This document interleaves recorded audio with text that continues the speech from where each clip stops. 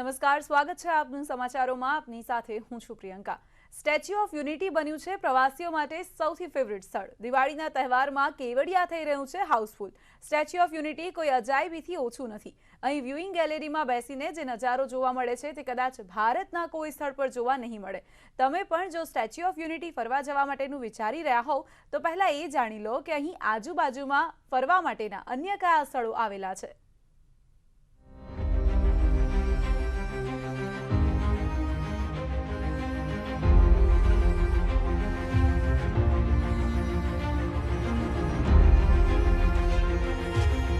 हमारा काम ये है कि हम हिंदुस्तान में कोई भी प्रांत के पड़े हैं, हम हिंदुस्तानी हैं और हमारा प्रथम कर्तव्य हिंदुस्तान की हिफाजत, हिंदुस्तान की रक्षा।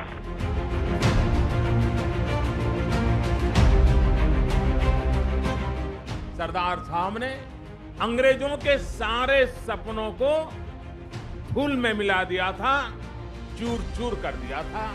अपनी दूरदृष्टि के द्वारा, अपने कूटनीतिक सामर्थ्य के द्वारा, अपनी राष्ट्रभक्ति के द्वारा, अपने लोखंडी मनोबल के द्वारा 550 से भी अधिक रियासतों को एक सूत्र में बांध दिया।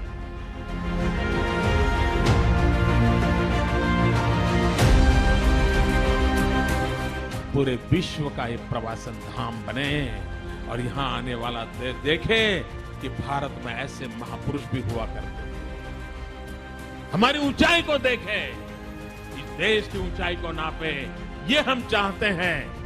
और जब ये पूरा स्मारक बनेगा, हम देशवासियों के लिए वो प्रेरणा का तीर्थ होगा और विश्व भर के लिए वो प्रवासन का धाम बन जाएगा।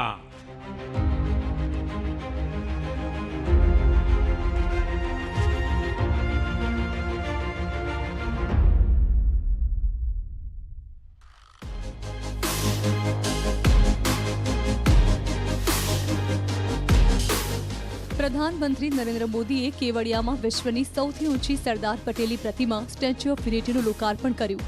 ત્યારથી અત્યાર સુધી દેશ વિદેશના હજારો પ્રવાસીઓ સ્ટેચ્યુ ઓફ યુનિટીની મુલાકાતે આવી ચૂક્યા છે.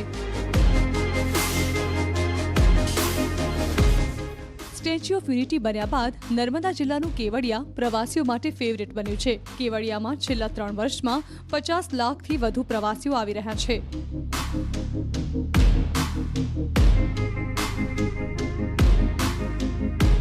હાલ દિવાળી વેકેશનમાં પણ રોજના 30 થી 40 હજાર પ્રવાસીઓ આવે છે. કેન્દ્ર અને રાજ્ય સરકાર આ પ્રવાસન ધામ તરીકે વિકસાવવામાં આવી રહ્યું છે, જેના અંતર્ગત અલગ અલગ પ્રોજેક્ટ્સ અને આકર્ષણો શરૂ કરવામાં આવ્યા છે. એટલે પ્રવાસીઓ અહીં જ્યારે આવે તેમને કંઈક નવું જોવા મળે છે. નર્મદાના કેવડિયા કોલોની ખાતે સ્ટેચ્યુ ઓફ યુનિટી બન્યા બાદ પ્રવાસીઓ માટે હોટ ફેવરિટ બન્યું છે.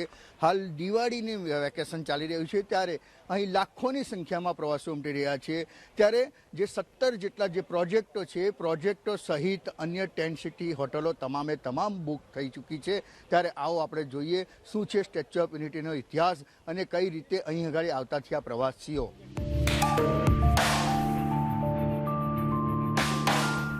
કેવડિયા કોલોનીમાં સ્ટેચ્યુ ઓફ યુનિટી બાદ પ્રવાસીઓનું સૌથી ફેવરિટ સ્થળ છે આ જંગલ સફારી. બસ પ્રાણીઓને તમારી વચ્ચે અહીં રહે છે આ કાચ જેટલું અંતર. આટલી નજીકથી તમે પ્રાણીઓ નિહાળી શકો છો.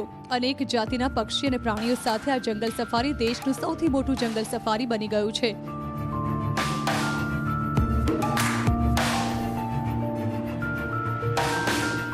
જ્યાં પ્રવાસીઓ દેશના જ નહીં વિદેશના પ્રાણી પંખીઓને નજીકથી નિહાળી શકો છો. સ્ટેચ્યુ ઓફ યુનિટી પાસે આવેલા જંગલ સફારીનો વિસ્તાર 375 એકરમાં પથરાયેલો છે, જેમાં પ્રવાસીઓ સિંહ, વાઘ, દીપડા, બંગાળ ટાઈગર, ભારતના અલગ અલગ રાજ્યોના પ્રાણીઓ સહિત જીરાફ, કાંગારૂ જેવા વિદેશી પ્રાણીઓને નજીકથી જોઈ શકાય છે.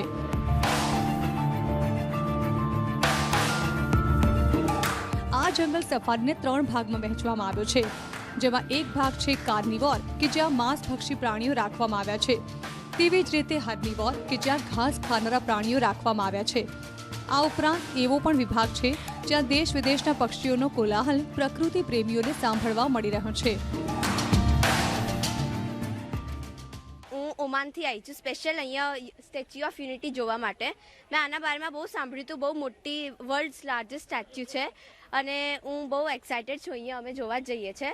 અહીંયા મેં બીજું બધું બહુ કર્યું, રિવર રાફ્ટિંગ છે, પછી ઘણું બધું કર્યું, બહુ જ મજા આવી. તમારે ટ્રાય કરવું જોઈએ. એમ તો મારા મમ્મી પપ્પા મને અન્ય દેશોમાં લઈ જતા હોય છે, બટ આ વખતે મને થયું કે આપણે અહીંયા સ્ટેચ્યુ ઓફ યુનિટી જોવા આવવું જોઈએ, કારણ કે આ વર્લ્ડ્સ લાર્જેસ્ટ સ્ટેચ્યુ છે. તો તમે બી ટ્રાય કરજો.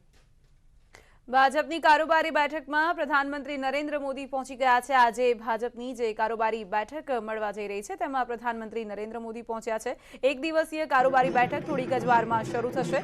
રાષ્ટ્રીય પ્રમુખ જેપી નડ્ડાની આગેવાનીમાં આ બેઠક મળવા જઈ રહી છે, જેમાં 5 રાજ્યોની વિધાનસભા ચૂંટણીને લઈને ચર્ચા કરવામાં આવશે.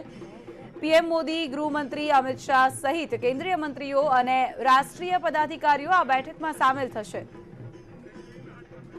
તો ગુજરાતમાંથી સીઆર પાટીલ, સંગઠન મંત્રી રત્નાકર અને પૂર્વ સીએમ વિજય રૂપાણી તેમજ પૂર્વ ડેપ્યુટી સીએમ નીતિન પટેલ પણ વર્ચ્યુઅલ માધ્યમથી બેઠકમાં હાજરી આપવાના છે. બસ થોડીક જ વારમાં એક દિવસીય જે કારોબારી બેઠક છે તેની શરૂઆત થશે. જેપી નડ્ડાની આગેવાનીમાં બેઠક થશે.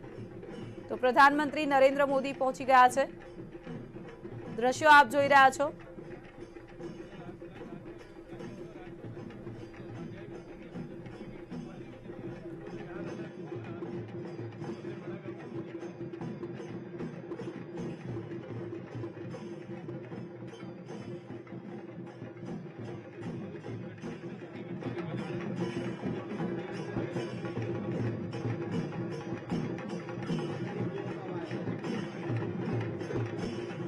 વારમાં બેઠકની શરૂઆત કરવામાં આવશે. આપ દ્રશ્યો જોઈ રહ્યા છો. પ્રધાનમંત્રી નરેન્દ્ર મોદી પહોંચી ગયા છે. આગળ જે નાની પ્રદર્શની જેવું ગોઠવવામાં આવ્યું છે, પ્રધાનમંત્રી તેને નિહાળતા જઈ રહ્યા છે. અલગ અલગ થીમ પર આ પ્રદર્શની જેવું કંઈક જેવું બનાવવામાં આવ્યું છે અહીં, જેમાં જેટલા પણ માઇલસ્ટોન અચીવ કર્યા છે ભાજપની સરકારે તેની ઝાંખી મૂકવામાં આવી છે. રિસેન્ટલી જે 100 કરોડ રસીકરણનો લક્ષ્યાંક પૂર્ણ કર્યો તેની પણ અહીં ઝલક બતાવવામાં આવી છે. સાથે જ વોકલ ફોર લોકલની ઝલક પણ અહીં બતાવવામાં આવી. કોરોના કાળ દરમિયાન ભાજપ સરકાર તરફથી કયા પ્રકારના કાર્યો કરવામાં આવ્યા હતા અને કઈ રીતે દેશના લોકોને આ સંકટમાંથી બહાર કાઢવામાં આવ્યા હતા તેની અલગ અલગ ઝાંખી અને તસવીરો અહીં લગાડવામાં આવી છે. સાથે જ વિશ્વના સૌથી લોકપ્રિય નેતા તરીકેનું બિરુદ પણ તેમણે મળ્યું છે હમણાં જ, તેની પણ ઝાંખી બનાવવામાં આવી છે. આપ દ્રશ્યો જોઈ રહ્યા છો. પ્રધાનમંત્રી અભિવાદન ઝીલતા આગળ વધી રહ્યા છે. આ બેઠકમાં તેઓ હાજરી આપવાના છે. જેપી નડ્ડાની અધ્યક્ષતામાં આ બેઠક મળવા જઈ રહી છે. અલગ અલગ સાંસ્કૃતિક રીતે તેમનું અહીં સ્વાગત પણ કરવામાં આવી રહ્યું છે. સૌથી પહેલા આત્મનિર્ભર ભારતની ઝાંખી, ત્યારબાદ વોકલ ફોર લોકલની ઝાંખી અહીં બતાવવામાં આવી હતી. 100 કરોડ ડોઝનો જે લક્ષ્યાંક ભારતે પ્રાપ્ત કર્યો છે રસીકરણમાં, તેની ઝાંખી પણ અહીં હતી. અને હમણાં જ પ્રધાનમંત્રી નરેન્દ્ર મોદી કે જેઓ વિશ્વના સૌથી લોકપ્રિય નેતા તરીકેનું સ્થાન તેમણે પ્રાપ્ત કર્યું છે તેની પણ ઝાંખી અહીં બતાવવામાં આવી હતી. સાથે સાથે दिखा रहे हैं उनके साथ बीजेपी अध्यक्ष जेपी नड्डा भी हैं और अब इस गैलरी से सीधे अंदर कुछ ही देर में अंदर दाखिल होंगे. देखिए कुछ इंटरेस्टिंग चीजें हमें यहाँ पर देखने को मिल रही हैं. इन महिलाओं के साथ नमस्कार करते हुए पीएम मोदी की वो तस्वीरें हैं. देखिए छठ के परिधान में, छठ उत्सव से कुछ ही दिन में है तो छठ उत्सव के परिधान में ये महिलाएं हैं, उनके साथ पीएम मोदी ने नमस्कार किया सबको और उसके बाद अब पीएम अंदर दाखिल हुए. हालांकि इस पूरे के पूरे अगर हम सेटअप में देखें यहाँ पर तो पूरे भारत की जो परिपूर्ण झलक है वह नजर आती है. दक्षिण भारत से, उत्तर भारत से, बिहार से, राजस्थान से और छठ पर्व के परिधान में जो महिलाएं हैं उनके साथ पीएम मोदी का ये अभिवादन करना, उनके साथ कुछ समय कुछ सेकंड ये बिताने दिखाता है कि कितनी गहरी आस्था है सारे पर्व को लेकर, सारे लोगों को, समाज के सारे वर्गों को लेकर, महिलाओं को लेकर. देखिए इनकी खुशी, देखिए इनकी खुशी, देखिए कि किस तरीके से इन महिलाओं के चेहरे पर जो खुशी झलक रही है वो साफ दिख रही. जब पीएम मोदी इनके साथ आए थे, कुछ वक्त इनके साथ गुजारा था और इनको नमस्कार किया था. इसके बाद सीढ़ी से ऊपर चढ़कर इनको अभिवादन भी दिया था. तो कुल मिलाकर एक सामंजस्य के तरीके से कैसे बीजेपी किस तरीके से इस विजन को साथ आगे लेकर बढ़ना है, यह पीएम ने अपने इस कम से कम जो हमें विजुअल मिले न्यूज़ 18 इंडिया पर, उस विजुअल के आधार पर हम ये आकलन कर सकते हैं कि किस तरीके का वो संदेश कार्यकर्ताओं पदाधिकारियों को ये देना चाहते।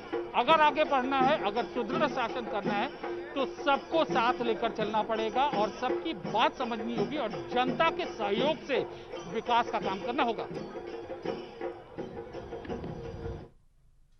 તસવીરો આપ જોઈ રહ્યા છો। છઠ પૂજા માટે જે મહિલાઓ અહીં પહોંચેલી છે પારંપરિક વસ્ત્રોમાં, પ્રધાનમંત્રીએ તેમનું પણ અભિવાદન ઝીલ્યું અને ગેલેરીથી તેઓ આગળ વધી રહ્યા છે। જે ગેલેરી છે તેમાં અલગ અલગ ઝાંખીઓ પેશ કરવામાં આવી છે, સાથે જ સાંસ્કૃતિક વાદ્યો સાથે પ્રધાનમંત્રી નરેન્દ્ર મોદીનું અહીં સ્વાગત કરવામાં આવ્યું।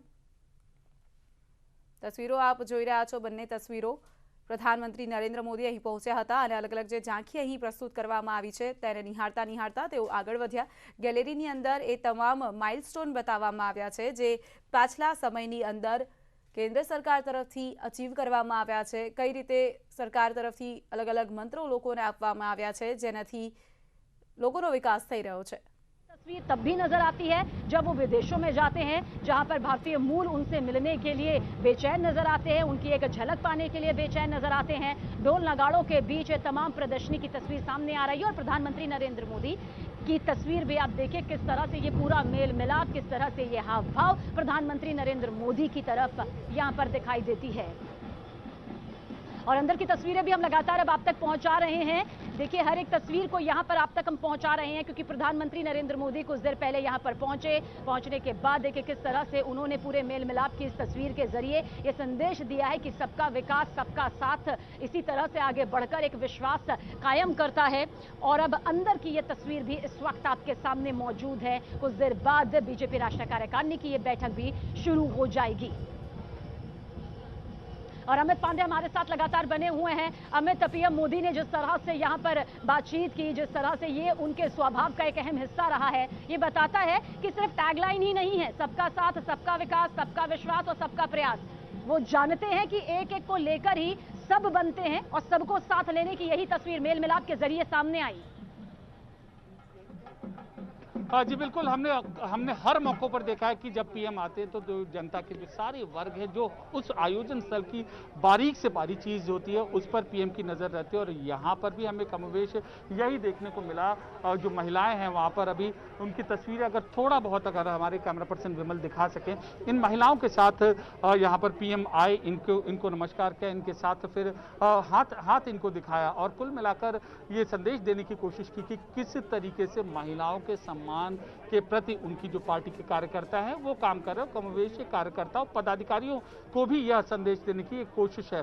और कल ही राहुल गांधी का भी ये बयान सामने आया था कि तमिलनाडु में की सर्वोच्च प्राथमिकता, उनसे पूछा गया जब वो सरकार में आएंगे तो क्या होगा, तो उनका महिलाओं के अधिकार के लिए, महिलाओं के आरक्षण के लिए सबसे अहम कदम होगा। तो आज पीएम मोदी यहाँ पर आते हैं और इन महिलाओं के साथ ये वक्त बिताते हैं और इनके साथ हाथ दिखाते हैं और इनको अभिवादन इनका स्वीकार करते हैं। दिखाता है कि कितनी बारीकी से पीएम हर एक चीजों को यहाँ पर समझते हैं। और इसके अलावा जो लोग थे यहाँ पर, जो ढोल नगाड़े बजा रहे थे, उनके पास भी गए, उनको भी। બુલેટિનમાં હાલ સમય થયો છે એક વિરામ લેવાનો, રોકાઈશું એક વિરામ માટે।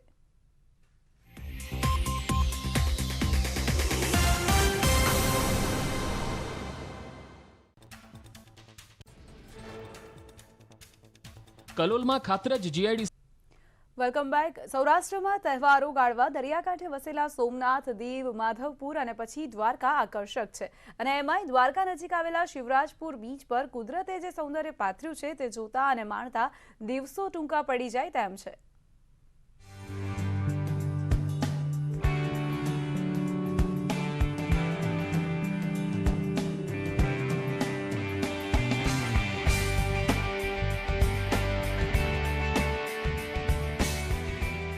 જગત મંદિર દ્વારકાધીશ, કરોડો ભક્તો અહીં શીશ ઝુકાવવા પહોંચે છે। દ્વારકાધીશના આશીર્વાદ લીધા બાદ અગાઉ લોકો માધવપુર બીચ પર જતા હતા, જો કે હવે દ્વારકાથી માત્ર 12 કિલોમીટરના અંતર પર જ શિવરાજપુર બીચ લોકપ્રિય ડેસ્ટિનેશન બન્યું છે। શિવરાજપુર બીચ રાજ્યનો પહેલો બ્લુ ફ્લેગ બીચનો દરજ્જો ધરાવે છે। બ્લુ ફ્લેગનો દરજ્જો અહીંના કુદરતી સૌંદર્ય, સુવિધાઓ, સ્વચ્છતાનો પુરાવો છે, જે તેને બનાવે છે બેસ્ટ ટુરિસ્ટ પ્લેસ। પહેલાં કહેવાતું હતું કે સસ્તામાં સિદ્ધપુરની જાત્રા, પણ હવે કદાચ એવું કહેવાશે કે સસ્તામાં શિવરાજપુરની યાત્રા। આ બીચ પર પાણી બ્લુ છે, જે કાચથી પણ વધુ ચોખ્ખું છે એવું કહીએ તો પણ અતિશયોક્તિ નથી.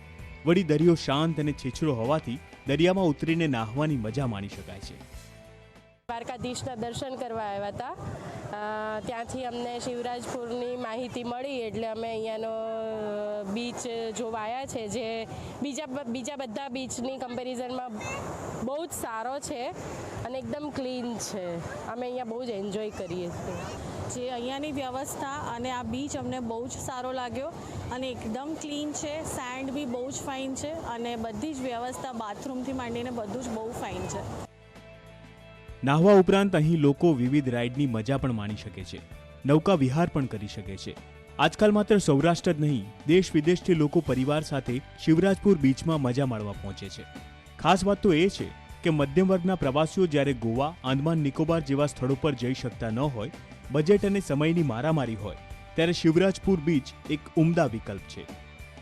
અમે અહીંયા દ્વારકાધીશના મંદિરે ધજા ચડાવવા માટે આવ્યા છીએ અને અમને અહીંયા શિવરાજપુરની માહિતી મળી એટલે અમે અહીંયા આવ્યા છીએ.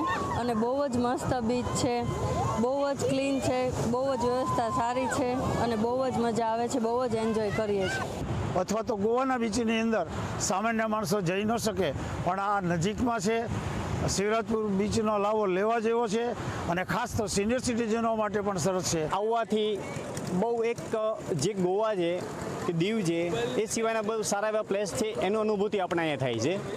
અહીંયા ઇકોનોમિકલી બજેટમાં આપણે આપણા પરિવારને એક એવો આનંદ આપી શકીએ છીએ કે જે નાના લોકો કે ગરીબ લોકોને એ મળી ન શકે, જેથી અહીંયા ઇકોનોમિકલ પ્રાઇઝમાં જે બીચમાં રાઇડ્સ કરવા મળે છે, બાઇકિંગ કરવા માટે મળે છે, એ બધી વસ્તુ અહીંયા વ્યવસ્થિત મળી છે. પ્લસ આ ગ્રામજનો કે જે આ લોકો છે અહીંના જે આ બધે રાઇડ્સ પ્રોવાઈડ કરે છે એ લોકોનો બહુ કોઓપરેટ સારું છે અને સપોર્ટ બી સારો છે અને આપણને એટલા બધા ગાઈડ્સ કરે છે અને બહુ અહીંયા જે બી રેકડી છે ખાવા પીવાની અને બહુ ઇકોનોમિકલ પ્રાઇસમાં બધું આપે છે.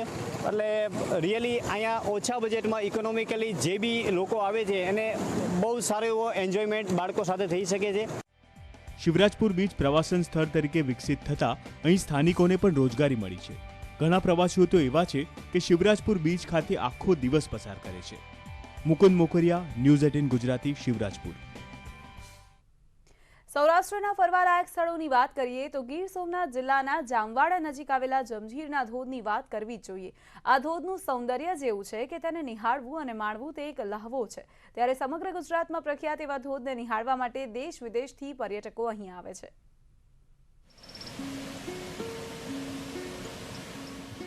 ખળખળ વહેતો તમે જે ધોધ જોઈ રહ્યા છો તે ગીર સોમનાથનો જમજીર ધોધ છે. પુરુષ નામધારી શિંગવડો નદી પર આવેલા જમજીર ધોધને નિહાળવા લાખો લોકો આવે છે. શિંગવડો નદી મધ્ય ગીર કનકાઈની ગિરિકંદરાઓમાંથી ઉદ્ભવી 80 કિલોમીટરનું અંતર કાપી કોડીનારના મૂળ દ્વારકા બંદરે સમુદ્રને મળી જાય છે. અમે આજે આપને એક એવી નદીના દર્શન કરાવીશું કે જે નદીનું નામ પુરુષ નામાધારી પર છે. આ નદીનું નામ છે શિંગવડા નદી અને શિંગવડા નદી પરથી જગવિખ્યાત કહી શકાય તેવો જમજીરનો ધોધ છે તે વહી રહ્યો છે.